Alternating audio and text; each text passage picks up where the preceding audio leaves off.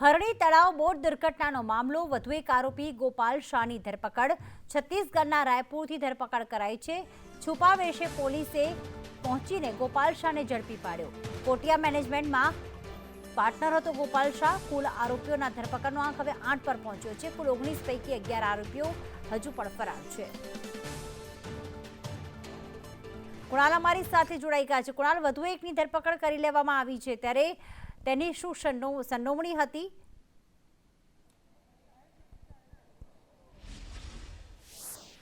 પ્રીતિ, જે રીતે જ્યારે હરણી તળાવ બોટ દુર્ઘટના થઈ તે સમયે પોલીસે 6 જેટલા આરોપીઓની ધરપકડ કરી લીધી હતી, પરંતુ જે બાકીના જે 13 જેટલા આરોપીઓ છે તે ફરાર હતા અને તેમને શોધવા માટે હરણી પોલીસ અને ક્રાઇમ બ્રાન્ચ સહિતની 9 ટીમો કામે લાગી હતી અને ગતરોજ વિનીત કોટિયા, જે કોટિયા મેનેજમેન્ટનો સંચાલક છે, તેને પણ ઝડપી પાડવામાં આવ્યો છે। ત્યારે આજે જે ગોપાલ શાહ છે તેની પણ ધરપકડ થઈ છે। મહત્વની વાત છે, આ ગોપાલ શાહ ગુજરાતમાં વિવિધ સ્થળોએ થઈને છત્તીસગઢના રાયપુર તરફ ગયો હતો। જોકે સર્વેલન્સના આધારે આ ગોપાલ શાહ રાયપુરમાં હોવાની માહિતી મળતા પોલીસના છુપાવેશે પહોંચતી અચાનક જ ગોપાલ શાહની ધરપકડ કરી લેવામાં આવી છે અને હવે ગોપાલ શાહને વડોદરા લાવવા માટે પોલીસ રવાના પણ થઈ ગઈ છે। આભાર તમામ વિગતો માટે, કુણાલ।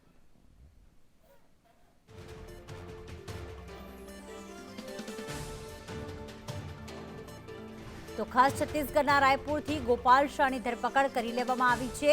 હવે કુલ આંક 8 ઉપર પહોંચ્યો।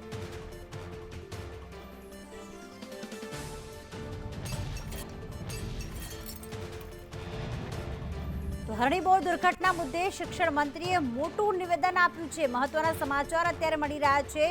હરણી બોટ દુર્ઘટનામાં કુબેર ડેનોરે નિવેદન આપ્યું છે કે શાળા સંચાલકની ભૂલ હશે તો પગલાં લેવાશે, ભૂલ હશે તેમને છોડવામાં નહીં આવે।